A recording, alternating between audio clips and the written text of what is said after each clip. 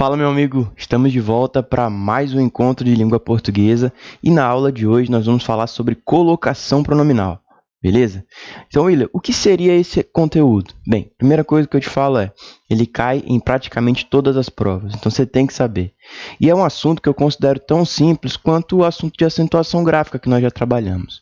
William, por quê? Porque ele é um pouco decorado e assim você consegue ir acertando muitas questões com a prática, tá bom?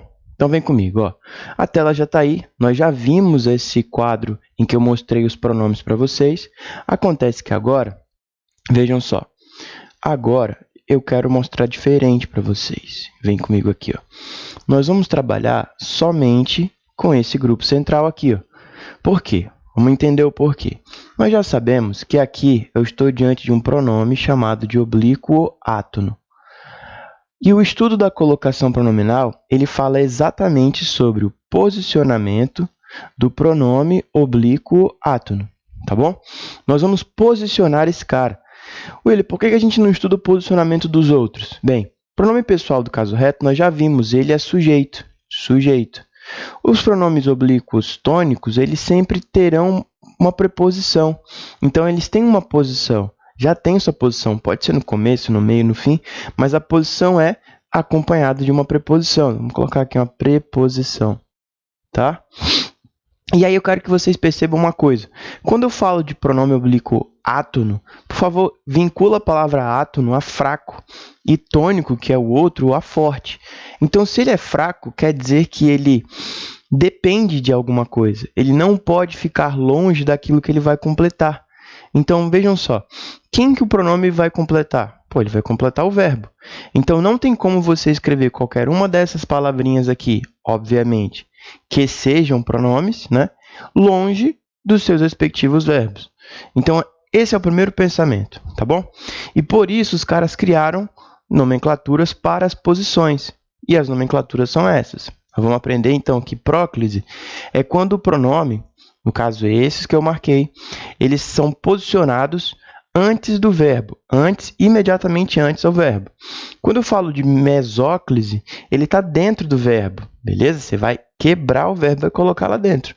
E ênclise quer dizer que ele vai estar depois do verbo. Esse é o pensamento, tá bom? Depois, imediatamente depois, ligado por um hífen, certo? Legal.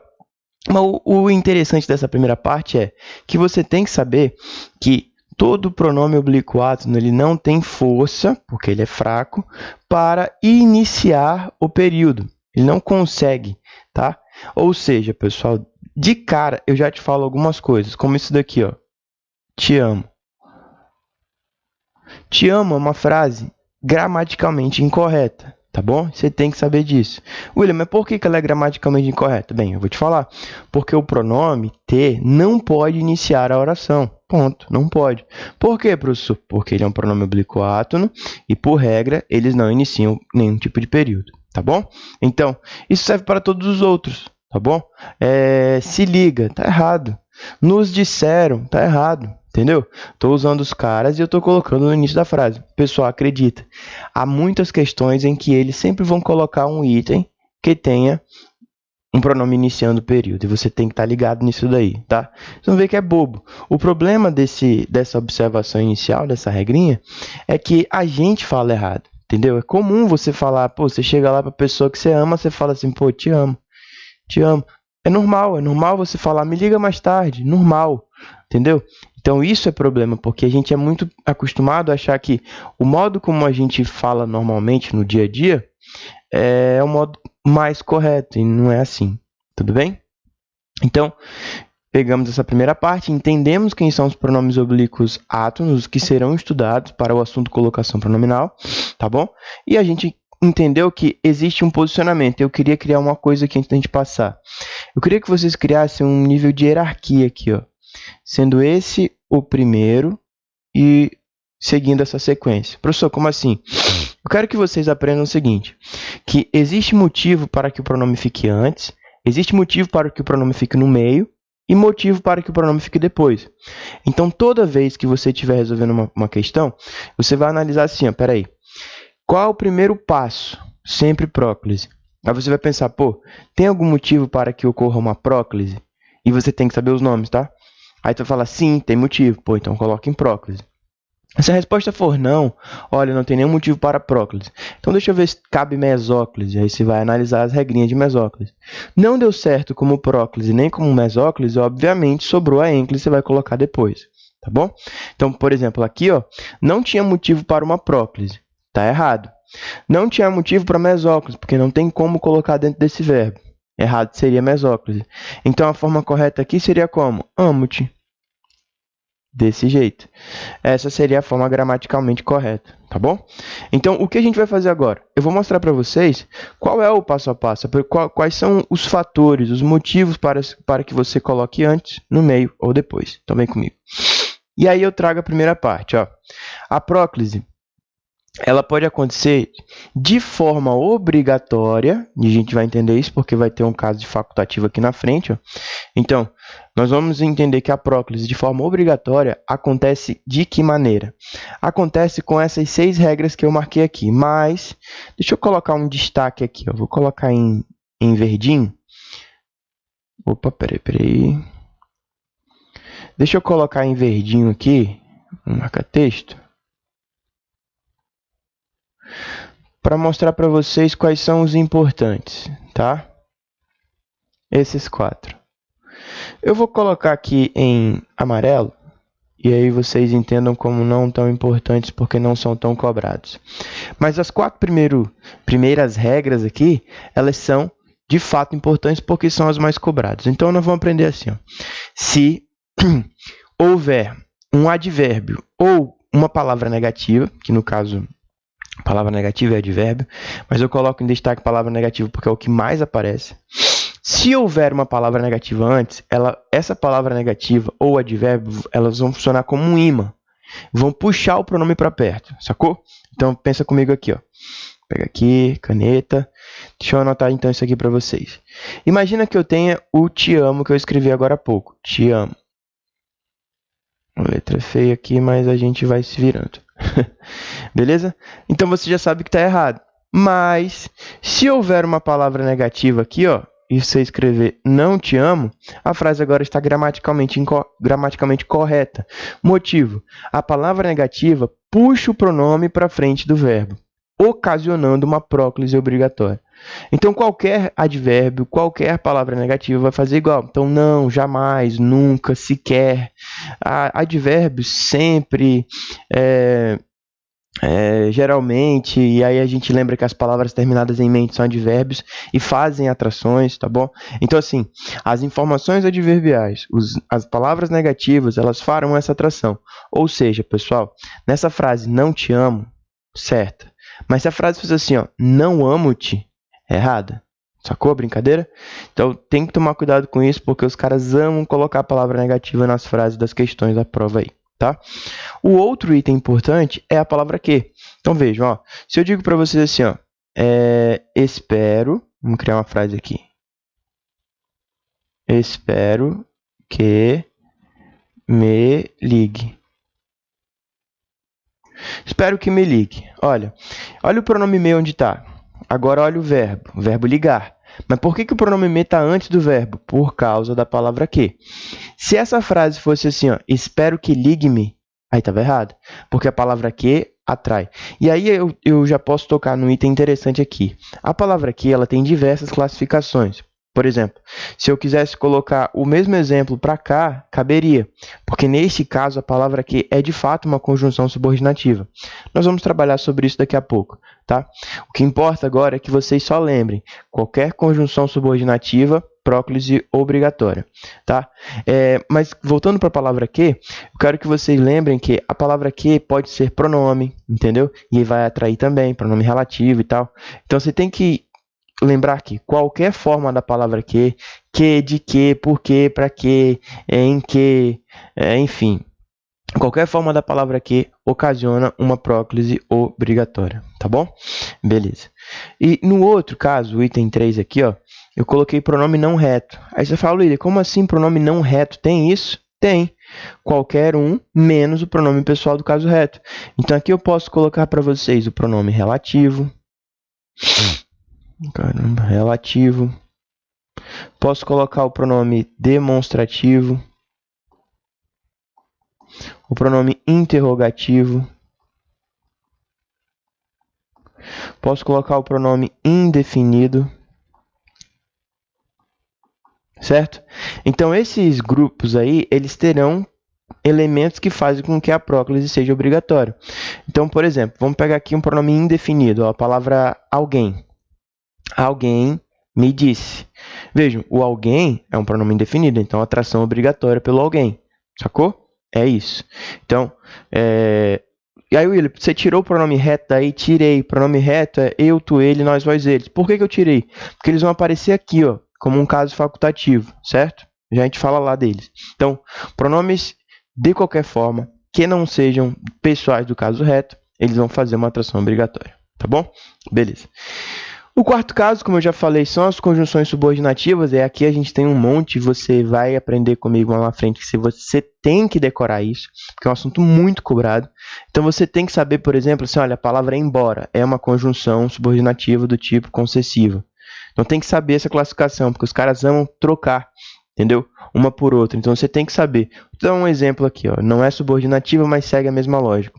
O mais, o porém, contudo, todavia, entretanto, todo mundo sabe disso, que esses caras são sinônimos. Então você tem que encontrar os grupos, como a gente vai ver aqui, e você vai ter que fazer a sua listinha, decorar, porque a maioria das questões só requer uma decoreba sobre isso, tá bom?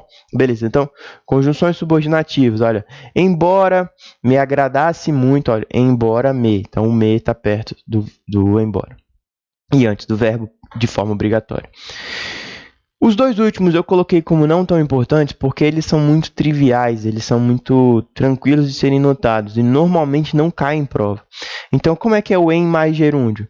Bem, lembrando que gerúndio é a terminação NDO dos verbos, tá? Então, pode ser cantando, perdendo, subindo, amando, escutando, enfim. E um dos exemplos mais clássicos que a gente vai encontrar é o em se tratando. A preposição em, o pronome e o verbo no gerúndio. Perceberam a próclise acontecendo? O se está antes do verbo tratar, só que o verbo está no gerúndio. Toda vez que acontecer a combinação em mais um verbo no gerúndio, o pronome vai ter que ficar antes do verbo. Beleza? Então, próclise obrigatória nisso daí. Então, em se tratando, em se percebendo, em se estudando, em se fazendo, em se resolvendo, vai ser sempre na mesma pegada, tá? E a frase exclamativa, a gente pode colocar aqui um Deus te abençoe. Deus te abençoe.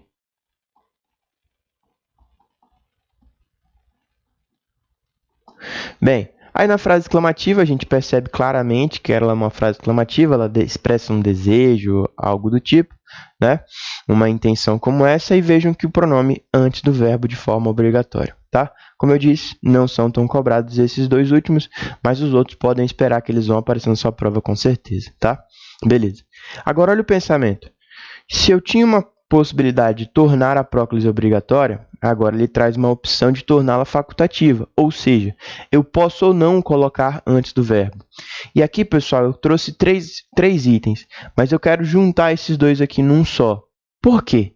Porque o sujeito expresso com um núcleo substantivo ali, ele é facilmente representado por um pronome reto. Vocês vão concordar comigo? Por exemplo, ó, vamos escrever aqui uma frase. O rapaz se cortou. Muito bem. Vejam que nessa frase, mesmo sem a gente já ter estudado sobre sujeito e tal, e função sintática, eu acredito que não há problema em identificar que o rapaz é o sujeito nessa frase. Então, se o sujeito está expresso, eu posso colocar antes do verbo. O que quer dizer que a frase o rapaz, escrever bem aqui, o rapaz cortou-se, ela está certa também.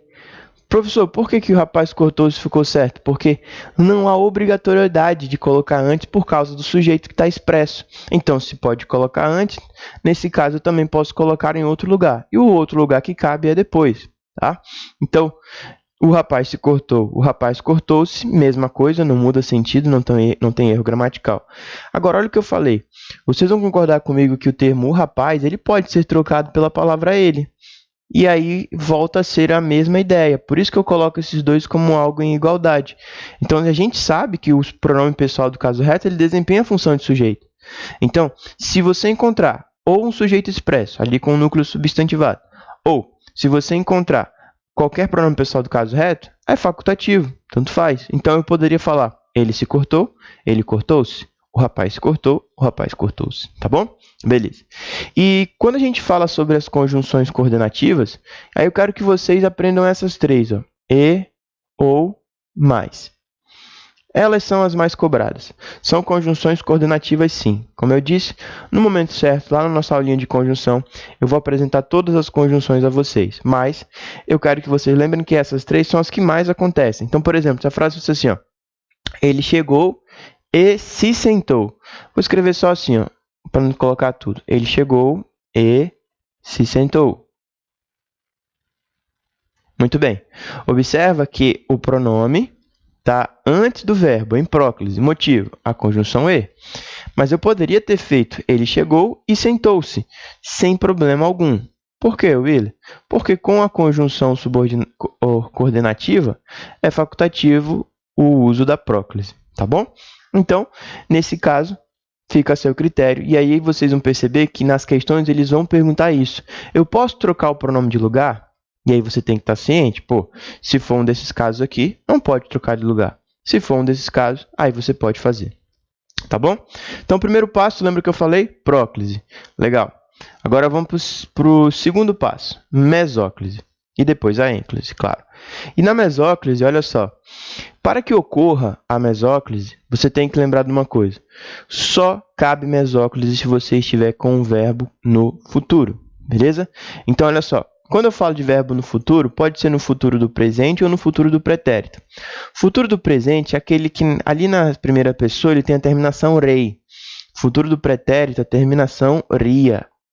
Tá? Então, por exemplo, eu viajarei, ele viajaria, tá bom?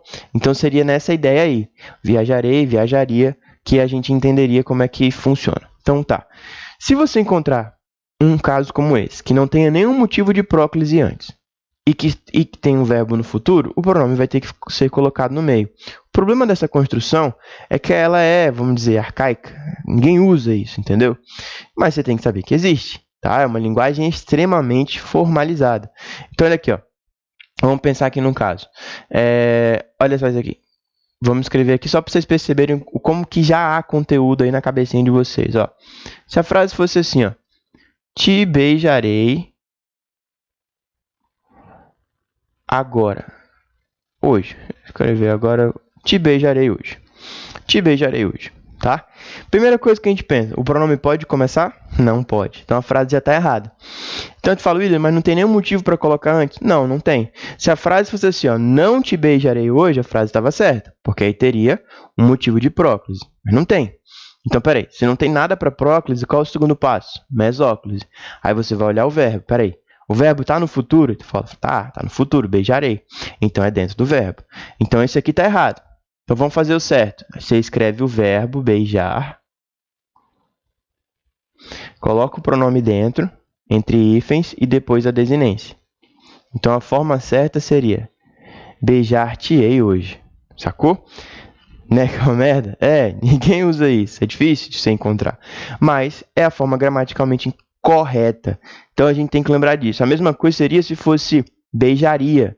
Então, ia ficar beijar-te-ia. E assim, gente, todos os pronomes podem ficar aí no meio. Pode ser o pronome a, o pronome o, o pronome lhe, o pronome te. Vai depender da regência, enfim, de outros fatores que a gente vê depois. Então, essa é a forma de uma mesóclise. E lembra, só com verbo no futuro. Beleza? Uma observação que você pode anotar no seu material é essa. Ó. Os fatores de próclise devem ser respeitados. Tá? Lembra disso. Os fatores de próclise devem ser respeitados. Beleza. E por que eu estou falando isso? Porque, assim, se tiver um fator de próclise, entendeu? Por isso que eu coloquei como hierarquia em você analisar um por um. A ênclise agora funciona do seguinte. Não deu certo num, não deu certo no outro. Obviamente, vai ficar no final. Só que tem alguns casos que a gente precisa frisar aqui. Ó. Olha só. A próclise será proibida com o verbo no futuro. Agora vamos entender por quê. Desculpa, a ênclise será proibida para verbo no futuro. Por quê? Porque no futuro já tem uma regra. É dentro do verbo, não pode escrever depois. Eu não poderia fazer assim, ó, beijarei-te. Tá vendo? O T depois do verbo? Não pode. Proibido. Por quê? Porque é para colocar no meio. Tá bom? Então não pode. E também não pode no particípio. O particípio é a terminação ado. Ah, ficou feio, mas tá bom. Ido. A terminação ado, ido dos verbos regulares, né? E qualquer verbo irregular que seja no particípio também não pode. Então, por exemplo, ó, se eu escrever encontrado, encontrado é um verbo no particípio. Então, eu não posso falar assim, ó, tenho encontrado-me com ela. Não pode. Tá, eu vou colocar antes do verbo, tenho me encontrado com ela. Tá bom? Mas depois de um verbo no particípio não pode. Então, são os casos de proibição que nós temos, tá? Agora, pode colocar depois se o verbo estiver no gerúndio ou no infinitivo. No gerúndio a gente já viu que é o NDO. No infinitivo é a terminação R dos verbos. Então, cantar, perder. Então, posso falar assim, ó, encontrar-se, respeitar-se, enfim. Eu posso colocar depois, sem problema algum, tá? De um verbo no gerúndio e no infinitivo. Só tome cuidado que quando eu falo do gerúndio, eu preciso ter uma ressalva que se for em mais gerúndio, aí não pode, tem que ser antes do verbo. Mas se for só o verbo no gerúndio, tá sossegado. Tudo bem? Beleza. Então vejam só, a nossa aula de hoje foi para mostrar para vocês as regras de posicionamento. Eu queria muito que vocês agora terminassem essa aula, que eu acabei de mostrar todas as regrinhas possíveis, e que vocês fizessem o quê? Pegassem seu site de questões, colocassem um filtro lá, questões sobre colocação pronominal, e tentassem resolver usando essas regras que eu acabei de explicar. Você vai acertar grande parte delas. Sabe por que eu disse grande parte e não disse todas? Porque algumas questões envolvem regência e função sintática junto. Então, talvez ainda falte algum conteúdo para você. Ou seja, ele vai perguntar sobre a função, vai perguntar se cabe como complemento ou não. Mas sobre posicionamento, puramente, é disso que você precisa saber. Matou? Pronto. Corre pro abraço, você vai acertar a questão. Fechou? Beleza, então ó, a gente encerra por aqui a aula de colocação pronominal e a gente volta logo mais para falar sobre outra classe de palavra e dar continuidade ao nosso curso. Beleza? Valeu, pessoal. Forte abraço. Fui.